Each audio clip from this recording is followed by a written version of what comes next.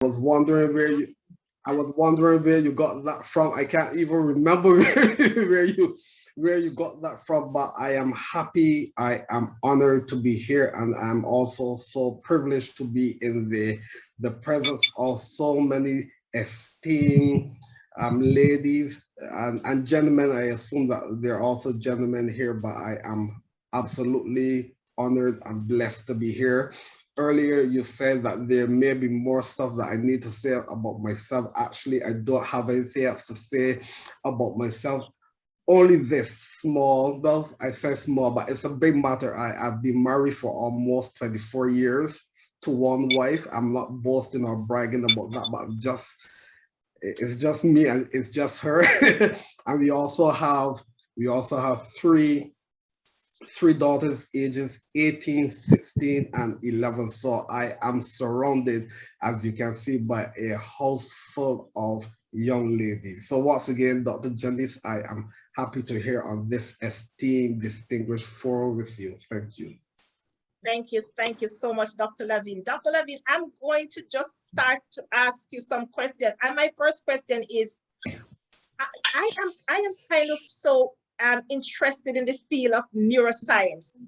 And I have a good friend in Canada, and we talk about this thing so often until we run out of things to talk.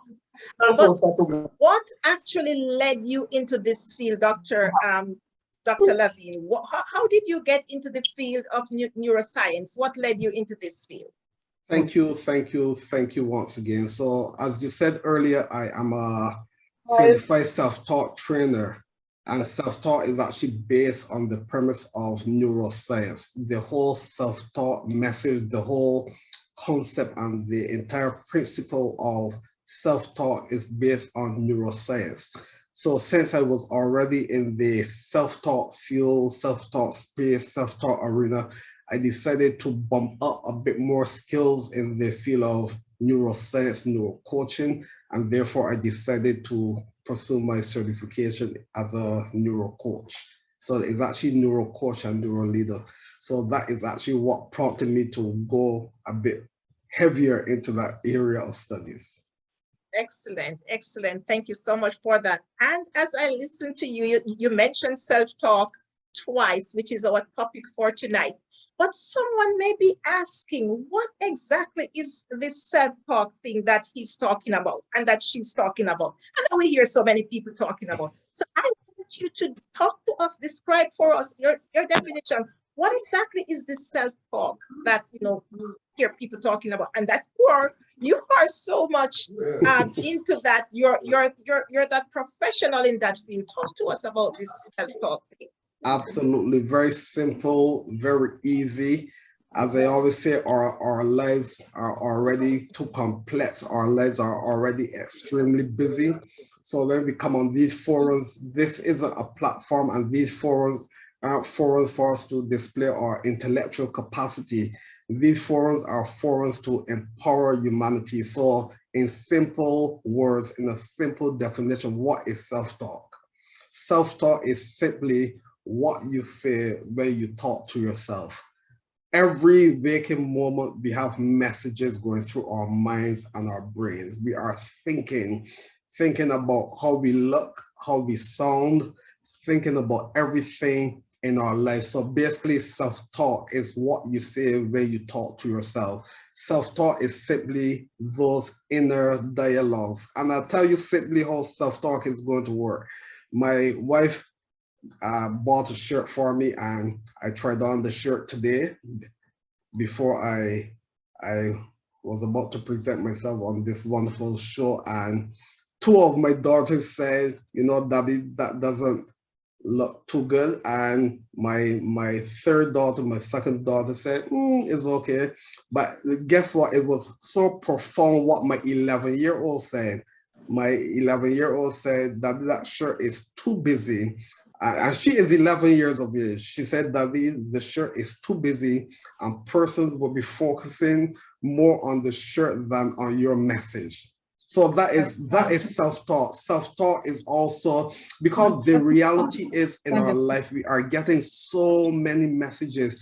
We are receiving messages from or in my case today, from my children, we're receiving messages from our pastors, our parents, our siblings, our grandparents, or every voice in the world. We are receiving those messages constantly. Actually, we are told from the moment we were born, and to make this a bit more personal to all of you, from the moment you were born, everything you heard, everything you said, everything you experienced, those messages were actually programmed, a mere program in your mind. But the stronger those messages became, and the more frequent those messages became, those messages actually became hardwired in your brain. So that is who you are. So sometimes I ask this question, Ian Levine, are you really you? Or are you really Dr. Janice Brooks? Are you really you, or are you Leslie? Are you really you, or are you really Alice? Alice. So we know this, that we become a product of our society, the way that we have been programmed and socialized. So once again, in essence and in very simple terms, self-talk is what you say when you talk to yourself. Those messages you have about yourself, those inner dialogues which we have constantly throughout every waking moment of our day. That is self-talk. That is really profound. And I just want to pause for a moment because I know that there are several persons who came into this room since we started. If you came in after we started, we are talking with Dr. Ian Levine. As a matter of fact, he's joining us from the beautiful island of Cayman Islands. And Dr. Levine he has so many certifications, and he has a PhD. He is so well versed in his field. But today, we are talking about empowering your life through self-talk. And this is a critical subject because the last thing he said is not so much what others say, but it is what you say to yourself. And so, Dr. Levine, I want to follow that up with a question. And before Dr. Brooks, before you go into that, when you said, when I mentioned that we hear all these different messages, but what we say when we talk to ourselves, and I'll probably use this at the ending of our presentation, but I just want to get this in the mind, the soul, the spirit of all of us today. I want you to remember this throughout this presentation and for the rest of your life, that the most important words in the world are the words which you say when you talk to yourself. I want to repeat that just for a bit of clarity, and so that can be crystallized and solidified within us. The most important words in the world are the words which you say when you talk to yourself. Over to you, Dr. Brooks. Oh, you just answer part of what I was going to ask you, because I wasn't only going to say that it's important. I was going to ask you, how critical is self-talk to every human being? How critical is it? We just go around and say some things and say it's self-talk. How critical is self-talk to human beings? Self-talk is absolutely extremely critical because our lives are run by self-talk. Actually, we've been told by behavioral researchers, we've been told by psychologists, by psychiatrists, we've been told by the neuroscientists, not just now, but the great teachers of many years ago, Dr. Maxwell Maltz, who was a psychologist and also a plastic surgeon, and all the great teachers, they say this. And we are coming to understand that there is a neuroscience component to this. There is a scientific reason for this, but we are told this, we all know this, but it's important that we understand this, that we are controlled by 95% of our subconscious mind. I want that to sink in a bit more than it just did. We are controlled. So our life is literally controlled by 95% of our subconscious mind. So that simply means that a mere 5% or even less is actually controlled by our critical, logical thinking. So when you ask that question, how important is self-talk? We see that self-talk is extremely important because 95% of our lives are actually being controlled by our self-talk. And once again, what we said when we talk to ourselves. And for a bit more clarity, what do we say when we're talking to ourselves? We're just not speaking our own internalized messages, but we're actually speaking messages. As I said this before, we're actually speaking the messages that we've heard from the moment we were born. You are actually speaking messages that you are actually bombarded with. And we are also told that at least, and I want us all to brace ourselves for this, we're also told that at least 77%, and I know that this number is bigger, is broader than that. And Dr. Janice, I see that you're right there. Keep us in check. So we're told that at least, and you see the operative phrase or word, at least 77% of what we think is negative or non-productive or thoughts that work against us. So how important is self-talk? Self-talk is critically important because we are on an autopilot with our self-talk. Dr. Levine, you are actually have my mind racing right now because there's so many questions that are coming up in my mind right now as you speak. And Dr. Levine, since you have really poured out so how important and how critical this self-talk is, what are some of the things that we should be saying to ourselves since we have here 95% is controlled by the subconscious, and this 77% here, at least 77%, which can be negative? What are some of the things that we should be saying to ourselves, because these figures are alarming? Okay, so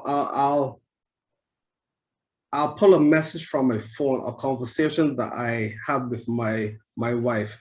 And why do I bring this into this space? Because normally some speakers, they just come and give examples from other persons and from books and from videos and from seminars. But I want you to know, and I want all of us to understand that this message is just not a promo message. This is just not a promotional message that I'm giving. This is just not it is not. So I shouldn't say just not. It is not a promotion self-taught message. This forum tonight with Dr. Brooks is not a promotional spiel. This is a message which is literally real in my life. And I'll tell you a recent conversation I had with my wife. And this is very critical, just to highlight that we just don't say things, but we are actually living this. And this ties in perfectly with your question. And my wife and I had a conversation relative to flying. And my wife, in her wisdom, using self-talk, this is what she said. She said, there is nothing to fear. This was a message that she sent me. There is nothing to fear. And this is how me, her husband, the self-taught trainer, this is how I responded.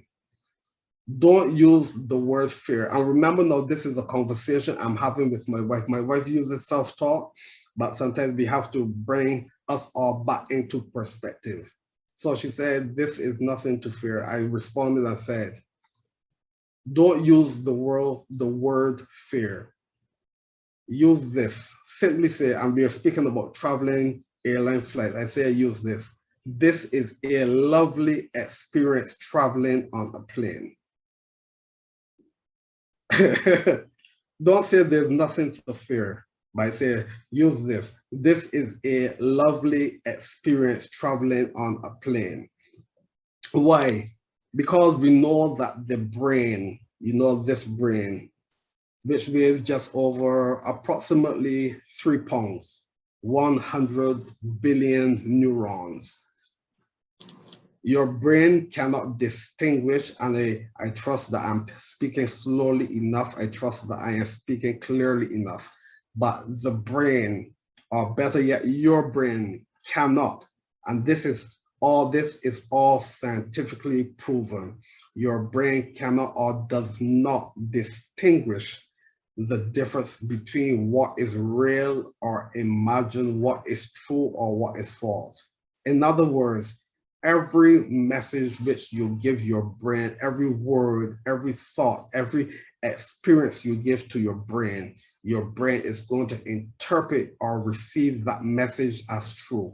So when you say, this is not an experience to fear, or I shall not fear, however you term that, guess what? Your brain is only capturing one phrase or one word or one term. What is it? Fear. And this is what happens. So that is why I say to my wife, no, eliminate that fear business. Don't even say that. Don't say that. Simply say that this is a lovely experience traveling on a plane. Because when you start to use those negative words, and I'm not saying that there's anything wrong with fear, but when you start to use that, guess what your brain is going to do?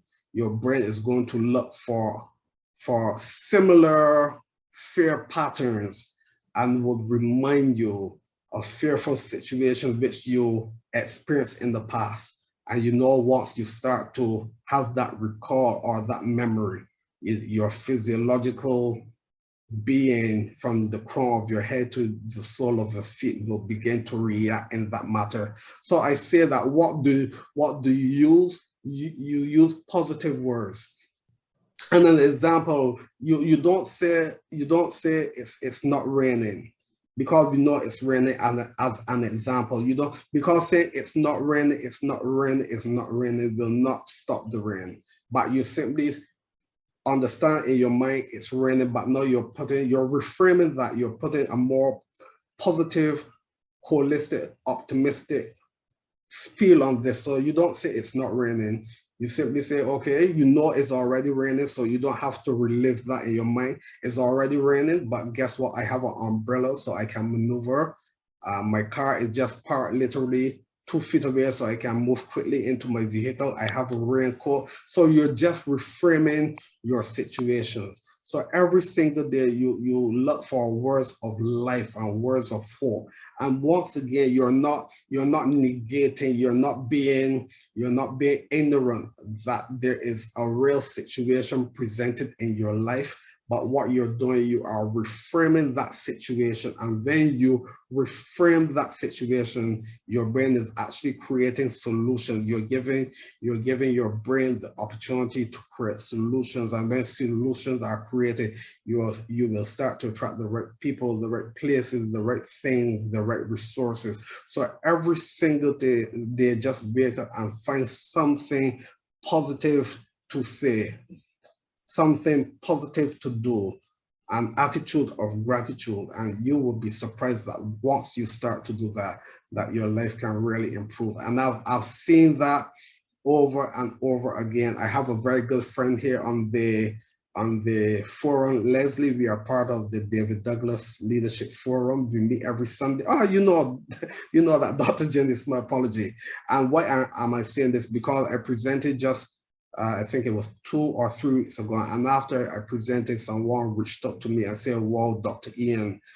And because I gave them about 10 affirmations, I think it was. And the person reached out to me and said, well, Dr. Ian, I am a university student and I want you to coach me through my life, coach me through my university studies, because I have been experiencing lots of challenges because trying to focus and regroup myself. But the affirmations that you gave, those were like posts to me. So speak words of life, words of encouragement, words of success and victory and prosperity, anything good that you can find, and you will see over a period of time, hopefully sooner than later, that your life will be improved at a tremendous level. I know that I took 3 years to say that, but it's all good. It's all good.